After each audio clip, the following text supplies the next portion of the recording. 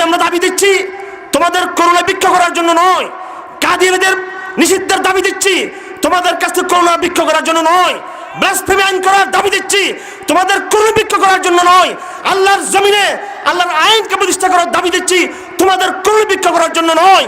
আমাদের ইমানের জায়গা থেকে সাথে সাথে আমাদের এই ঘোষণা থাকবে, ইনশাআল্লাহ আজ হোক কাল হোক গজওয়াতুল হিন্দ হবেই, এবং সেই গজওয়াতুল হিন্দের স্বপ্নকে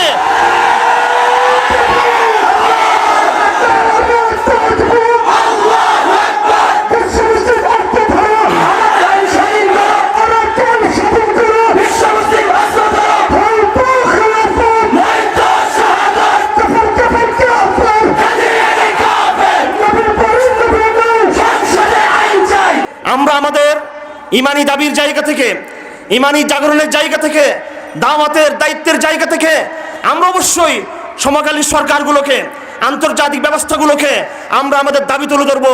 আমরা বলবো মায়ানমারের মুসলমান মজলুম হচ্ছে, আমরা বলবো আসামের মুসলমান মজলুম হচ্ছে, আমরা বলবো কাশ্মীরের মুসলমানের নির্যাতিত হচ্ছে, আমরা বলবো ফিলিস্তিনের মুসলমানরা নির্যাতিত হচ্ছে। এই জুলুম বন্ধ করতে হবে, এই নির্যাতন বন্ধ করতে হবে, এই কথা আমরা বলবো আমাদের সচেতনতার পরীক্ষা স্বরূপ, আমাদের ইমানি দাবির পরীক্ষা স্বরূপ। কিন্তু আমরা জানি কখনো তাগুত আমাদের দাবিকে মেনে নিবে না। আমরা জানি ইসরায়েল কখনো আমাদের স্লোগানকে সম্মান দেখিয়ে, মিছিল মিটিংকে সম্মান দেখিয়ে কখনো বাইতুল মুকাদ্দাস থেকে তার সৈন্য প্রত্যাহার কখনো করবে না।